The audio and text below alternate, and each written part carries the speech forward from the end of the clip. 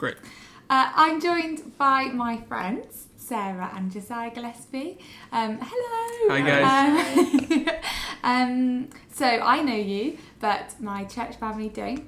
So I was hoping that you could just share a little bit about you, where you're from, and about your family, and we'll go from there. Great. You want to introduce us? You I'm Josiah. This is Sarah. We're part of a church in Cornwall, where I'm assistant pastor. We have 2 little boys, Reuben and Ezra, who are 5 and 2, and Sarah's a full-time carer for them. We've been married for 8 years. 8 years? 8 years, yes. We've been here in Cornwall for like 6 and a half of those. That's us in a super duper nutshell. I don't know if you want like hobbies and secret skills. I want a secret skill for sure. Well, Sarah's not so secret skill is she is the greatest baker in Cornwall. Yeah. Do you do mail order? I can. Hey. So, Hope Church family, if you want brownies, We should investigate then that. you know who to call. How about that for like a Corona bonus business? Yeah. That is amazing. That could be fantastic. Your secret skill. What's my secret skill? Oh, yeah. What's your secret skill? What could we say is your secret one? Oh gosh. I like to make all my skills very public, so I don't have any. There we go. Very good. So we've known you guys for a number of years now, and we just met in ministry conferences and that kind of stuff and clicked straight away. And I really remember, like, must have been like almost 6 years ago now. We were at a conference and we were at dinner together and we were just catching up. And you said, Matt, I've got to tell you something. We're having a baby. Yeah. And so excited because my plan, like the next sentence was to tell you that we're having a baby as well. Great. And we were just so excited to do that journey together. And we all like got up and hugged at the table, and none of us were telling anybody else at the table. So there was just this unexplained little dance and hug between us, and then we all sat down and carried on with dinner. That's exactly right. That was special. And you said you have 2 beautiful little boys, but that first pregnancy wasn't all that straightforward for you guys. So, Sarah, do you want to just explain a bit about what happened? Yeah, sure. So our oldest boy, Reuben, he has just turned 5. He was born with spina bifida. And we found out at the 20-week scan.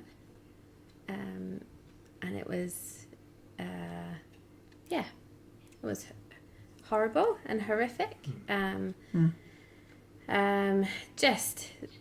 Just in the way how they treated us and how they treated Reuben as soon as they found out that he had spina bifida. We were encouraged a lot to abort and get rid of him because it was a very severe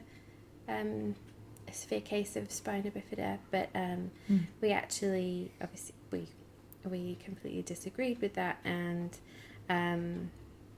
from that we had a consultant appointment very quick after the 20-week scan, wasn't it? Yeah, it was like 3 days later. 3 days later. We met with a consultant. The longest 3 days of our lives. Yeah.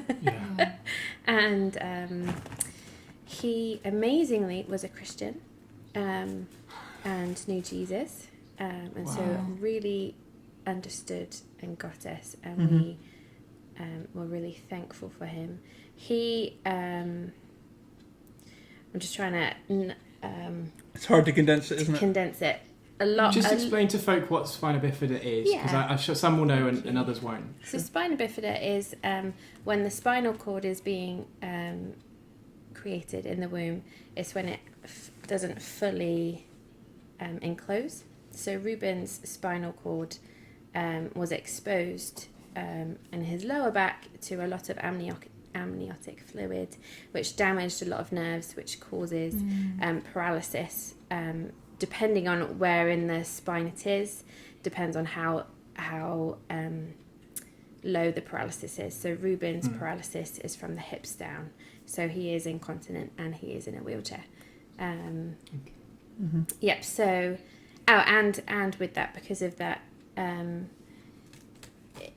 it causes, because spinal fluid is getting lost in the womb, it causes a lot of brain pressure or pressure in the head. And so Rubens' head was looking very swollen already at that 20-week scan, which meant he could have... Just called severe brain damage. Very severe brain damage, generally speaking. yeah. And so there's so many unknowns for you, aren't there? Yeah. At this point, but you have this consultant who turns out by chance to love Jesus and to accept where you're coming from in wanting to keep Reuben. Of course you do.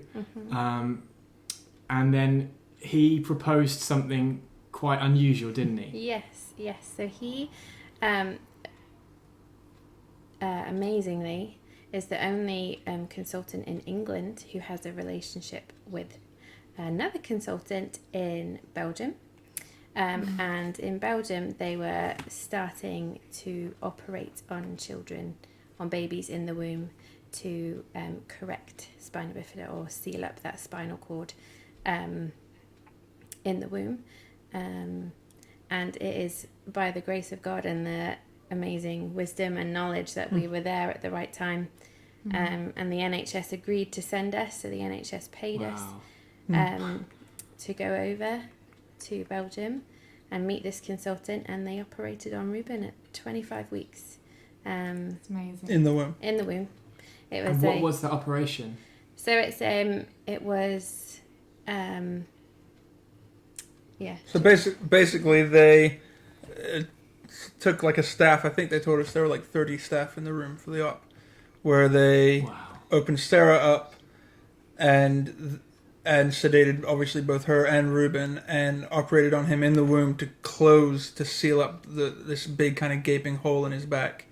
The idea being like that doesn't reverse any damage already done, but it could halt the damage at that point. Yeah. So that, because he in theory had like another 15 weeks to go in the womb. During all that time, his brain and his nerves would be getting increasingly damaged. And so the goal of this surgery is to limit the damage as much as possible, so that there's the best chance possible of the baby being born relatively healthy. And what were you feeling at that time? Like, obviously, both of you were going through different things. Sarah, you're carrying this child and going through surgery. Yeah. And Josiah, obviously, you're not carrying a child, but you're carrying the burden of the two people that you love in the world. Kind of just watching this happen, and just, what was that like for both of you, and where did you kind of put those feelings? Sure. I think, honestly, looking back, it's very blurry for me. I think Josiah has a little bit more clear memory of it. It was very, it's sort of a bit hazy for me.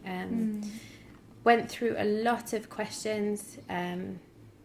Just remember crying on my face and weeping out to God and just saying, why? Why is it me, and why is it my son? One thing we really prayed for in that time was that Reuben would be able to really know Jesus. So we really prayed that his brain would, he would not have brain damage, and that, and we really, really prayed for that. There was lots. I mean, you had to make a lot of decisions, I think, didn't you, for us? I think I was honestly quite a bit of a weepy mess, and of course. Yeah, and I think you had to sort of have a bit more control. Not control, I don't know what the right word is. Yeah, to to some degree I felt more, I think I felt some responsibility to kind of be holding it together. There were, lots of decisions to be made. It's getting better as time goes on, which is wonderful, but it was considered quite a high-risk surgery for Sarah and very high risk for Reuben. And so we really had to weigh up, or is it worth risking his life to save or improve his life? All those kinds of questions. And I was really conscious that I didn't know.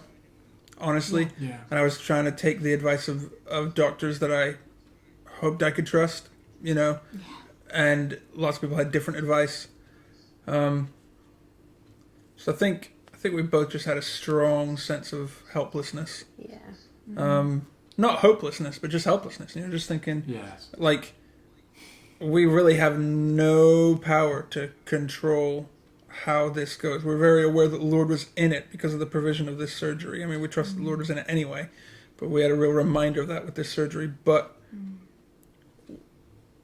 we kind of just were along for the ride in one sense, and I had to make lots of decisions along the way, and each term was really aware I really didn't have the power to make those decisions very well. And so there were just lots of moments along the way of going, Lord, this is on you. Yeah. Essentially, just saying, Lord, ultimately, however this goes, like, I take what responsibility I can, but actually that's not very much. And so there had to be a lot of conscious just throwing it at Jesus, Yeah. And so you go through this surgery, and just it sounds like the most miraculous surgery I've ever heard of. And I know I know that Reuben has 2 birthdays, doesn't he? Yes. He has a birthday. birthday. A birthday when he was born properly, and then a butt day And a butt day. when he was born. operated where on. only his When butt his butt was was revealed to born. the world. Yeah. And then put back. And I think that's brilliant. And Yeah. it staggers me the way that God has used the NHS to bring massive healing there. Yeah. And then, so operation is a success, and I know there are ups and downs, and there was starting and stopping labour way too early, and probably don't have time to go into all of that, but that's traumatic in itself. And then day comes for Reuben to be born. And what was that like? So Reuben was born at 32 weeks. It's part of one of the side effects of having this surgery is that baby could come at any time, and it's very unlikely. We knew it was very unlikely that it would be past 35 weeks. We were hoping we'd get a little bit closer. 32 actually felt like quite a win. Yeah, because we very nearly, Sarah very nearly went into labour in the days after the surgery, and so kind of every day and week beyond that was really a milestone, Yeah. So 32 weeks. Yeah. It was an emergency cesarean. I couldn't labour at all because it would be really dangerous. very after dangerous the for me operation. and for Reuben. Yeah. So it was emergency cesarean in Plymouth, which is where our closest hospital. And then, amazingly, he was born at £4.4, a little chunk. Yeah. For 32 weeks. For That's wild. 32 weeks. That's large. Yeah. Yeah.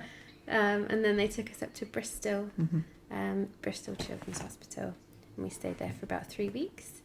And his back looked great. It was actually looking back, it was a very precious time that we just got to be the 3 of us. Yeah. Not to just focus with We him. just got to focus on him, even though it's, he was in a nice ICU, so he was in an incubator for the first 3 weeks. But it was actually very precious just to spend time with each other. Amazingly, this is an answer to prayer. They did a brain scan on him and found that the surgery didn't actually just stop the pressure, the brain damage. It actually reversed it some. Wow. Which is just incredible, and the surgeon actually said he'd never seen that before. Yeah. So I very much take that as an answer to prayer. Yeah. That's right. That we really prayed that he would know Jesus, and he knows Jesus. Yeah. Doesn't he? Yeah. He does, Yeah, that's right. which Which is is wonderful. Yeah. Really wonderful. And then, I mean, he's 5 now, but like the journey with the NHS hasn't stopped. How many surgeries just has Reuben had in his 5 short years? Let's have a look. You 1, probably count better than me. 2. I'm just trying to think. 1, 2, 3, 4, 5. He's either had 5 or 6. He's got another 2 coming up. and it's just going to be that throughout his life. Yeah. Yeah. Throughout his life. Yeah. And how is he now? Sorry? Describe him now. How is he now? Describe him now. Well, he's super. He's happy and joyful and buoyant and very clever, really capable. He's 5 and he's reading like mad. In that sense, he's wonderful. His day-to-day life is pretty complicated. Lots of little obstacles here and there. Lots of little ongoing health needs that have to be managed. So he's safe, but he's kept safe by lots of ongoing medical intervention. But he is a joy. He's wonderful, isn't he? An absolute joy. Yeah. Very sweet-hearted, very sensitive, very responsive to the Lord in lots of ways. And growing in awareness of what it means that he's disabled. Yeah, of course. And that's an ongoing conversation. Yeah. That we just we just have to take it as he brings it to us, Yeah. I was thinking earlier, you mentioned, Sarah, that you cried out to God, why has this happened to me, and why has this happened to my son? And obviously that's a cry from throughout the ages, hasn't it, in terms of suffering. But I was just thinking, as you were talking about Reuben, and obviously we know him a little from the time we've spent with him, but he is such a lovely little boy. And I think what a wonderful family he's been born into. Yeah. Thank you. What a privilege it is for him to have been born into the right family for him. And if he was born into a different family, what his story would look like if he'd have a story at all. Yeah. If he didn't have do you know what I mean? If he didn't have parents who would advocate for him at 20 weeks in the womb, and didn't have the gentleness and amen to that. does that make sense? Yeah, thank you. So people often, I guess, assume that you'd go through a difficult time and then they'd discount their faith and push God away. But what's your experience of your faith been through this journey? I think, I was saying, I think journey is a good way of putting it. It's definitely ongoing, and just in that, remembering and realising that God is in the mountaintops and the valley lows. I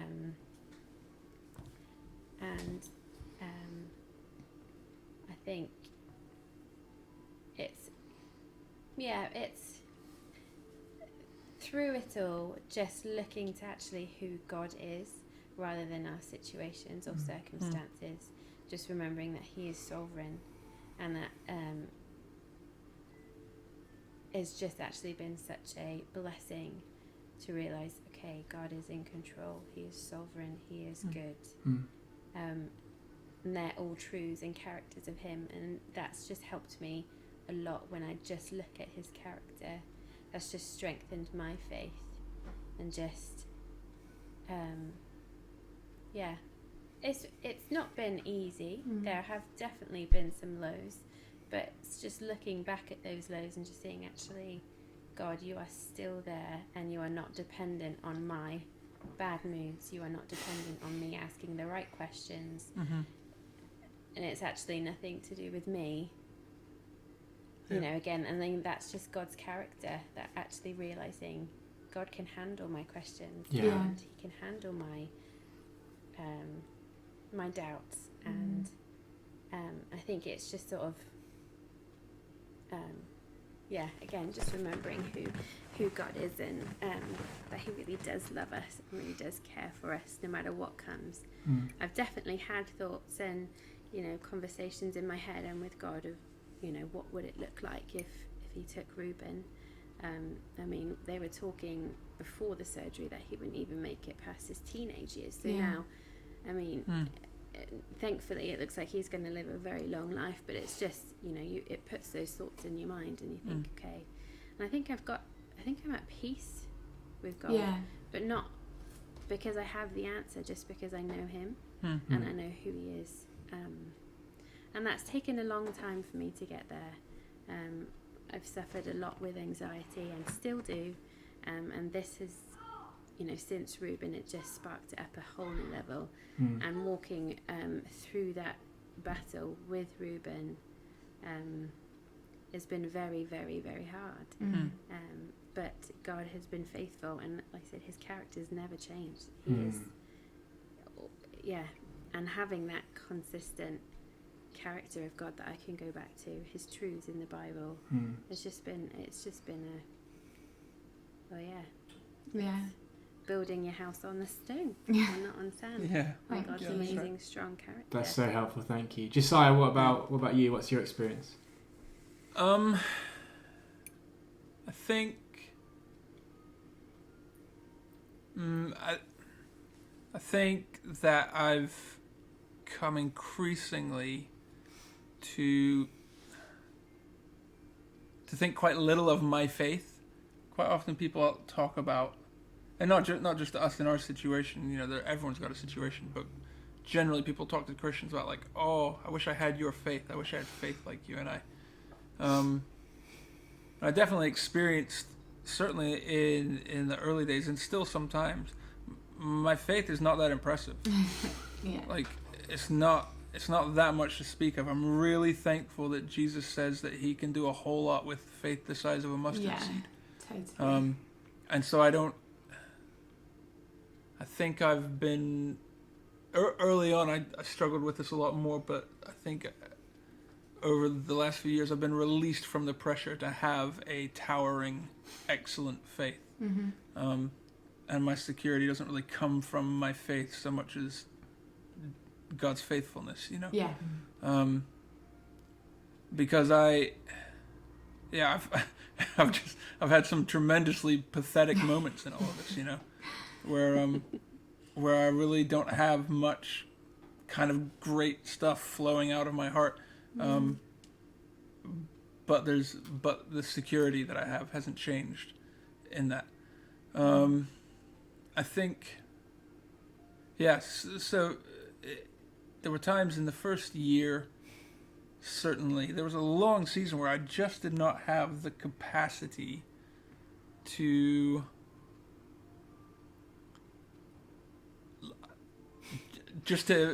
be the faith-filled man that I wanted to be. And my quiet times consisted, there was probably a good 6-month period where my quiet times consisted of reading Psalm 23 and praying like 30 seconds worth of like, Lord, please don't crush us today, which I know sounds so lame, but like that was what I had. You know what I mean? Yeah. Was just like dragging my heart back to like, this is who he is, and I'm asking you to demonstrate who you are again today.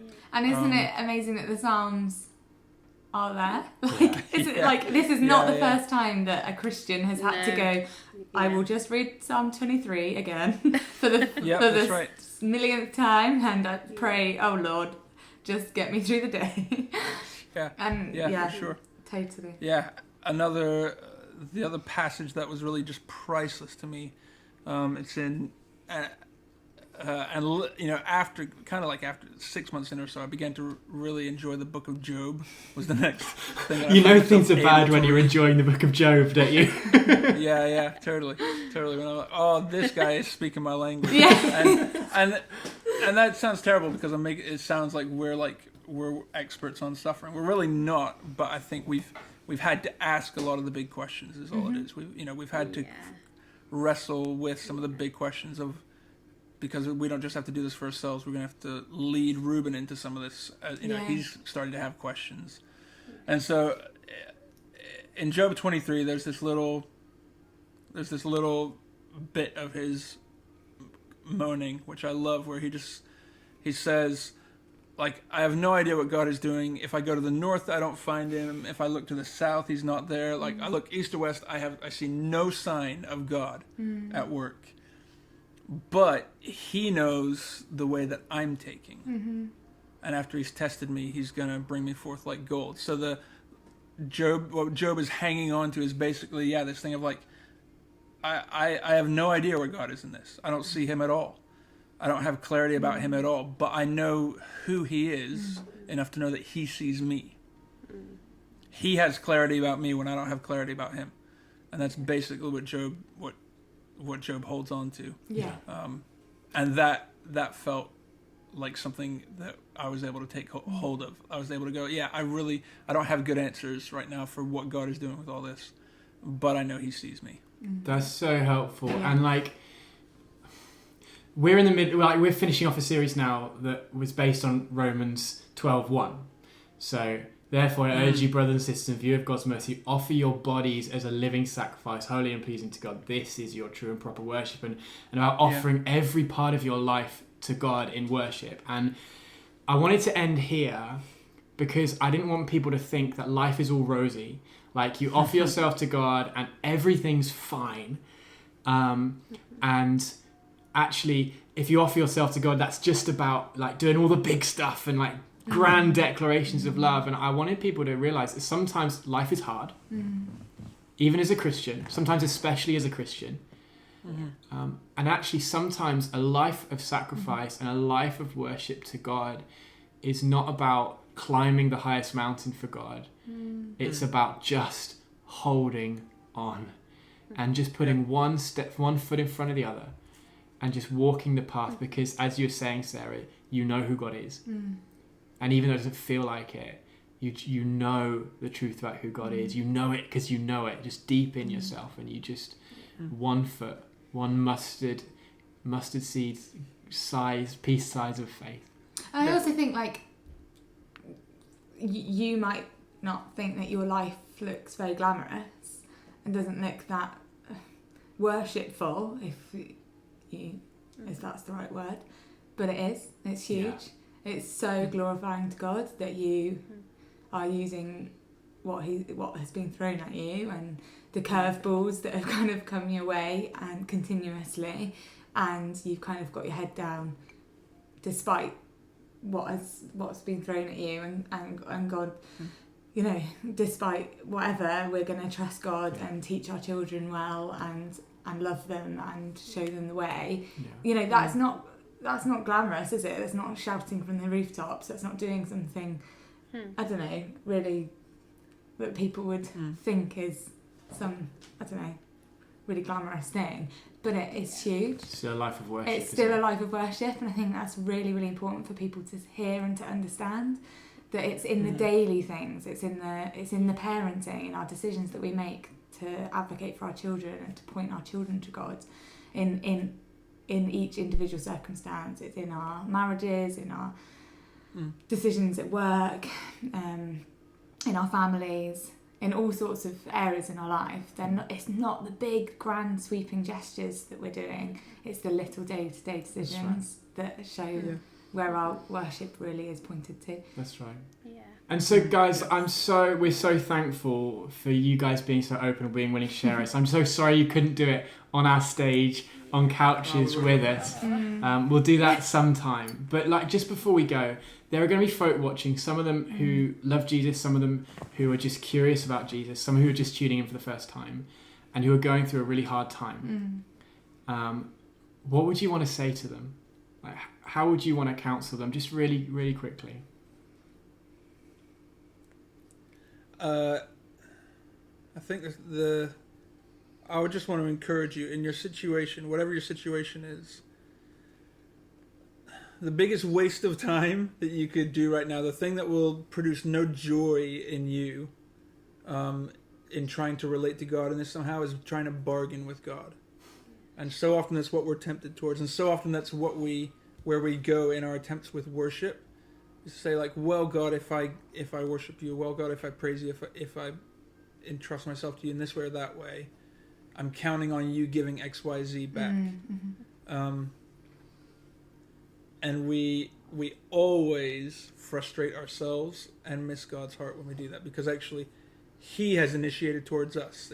We're not bringing Him something to convince Him to give us something back. He's already given us. He's already initiated towards us. And what's needed, like what will produce joy in you and what will carry you through whatever season you're in, is not you like somehow paying God off to give you X, Y, Z. Like, what will carry you through is you coming to a confidence about who God is that will give you peace about what it means to be in his hands, whether it's comfortable or not. Yeah. There's this little bit, I can't remember where it is now. One of the Gospels, Jesus is talking with all of his disciples, and basically he's just explained a little bit about himself in a way that has shown how hard it's going to be to follow him, and almost everybody leaves him. And he turns to his little 12 guys who are still sticking around and says, "Do you want to leave too?" And Peter responds. He's always the first to respond, isn't he? And Peter doesn't say "Oh, well, we're going to stick around because you said you're going to do this cool thing for us," or "We're going to stick around." His response is just about who Jesus is. All he says is, "Where else could we go? Yeah. Only you have the words of eternal life." And when you're in a horrible moment, it does no good to say "God, if you get me out of this, I'll love you forever." A far better thing is to discover who Jesus is and realize, there's actually nowhere else to go. Because I can't trust anybody else with my life. And when you have that security that he is the only one to go to, and there are no other options, that's actually where security for our hearts comes. That's right. Yeah. Sorry, that was a long answer. No, Do you wanna it's add anything good. to that? I think getting to a place where Jesus, where God is our only option, is actually a blessing, and that's just seeing it, trying to switch. I don't know. It's just having God as your only option is a blessing. It really is. And I think I would also encourage you just to look at all the promises of God, Old and New Testament. I can't remember, where does it say in the New Testament that all the promises of God are a yes and amen? So look through all of his promises through Old and New Testament and just see who God is. That's right. You will not be disappointed. So Thank you so much, guys. Oh, it was so nice to see you. Like Matt said, we're just flipping COVID, not restricting us from seeing you, but alas. We would love to come and visit the Oh, church we there would sometime, love so to. let's still make that a name, just Well, to come be with you guys. We would love to see you and to have you. I would like to pray for you and for your family, and then we will release you back. So let's pray. Heavenly Father, I thank you so much for Sarah and Josiah and for their heart to want to honour you with their lives and with their family and what you have given them. And Lord, I just thank you also for their vulnerability and honesty with us here. And Father, protect them as they go into the rest of their evening and the rest of their week. Lord, that you'd strengthen them as a couple and as a family. I thank you so much for Reuben and Ezra. Just really draw close to those two boys. That they would come to know you in a deeper and richer way for themselves. We thank you so much that we know that Reuben knows you already. And we thank you for that. We just pray that both those boys will know you for themselves. And Lord, that you would speak to them so clearly about how they can depend on you and trust you for themselves. And I just pray that you go before this family, that they would know that they are not alone. Thank you. Thank you for them. Amen. Amen. Guys, thank you so much for giving up your time. I'm sure the church family will be blessed by this. We love you. We're proud of you, and we can't wait to see you guys again. We miss you. Bless you guys. We miss See you. you. Bye-bye. Bye-bye.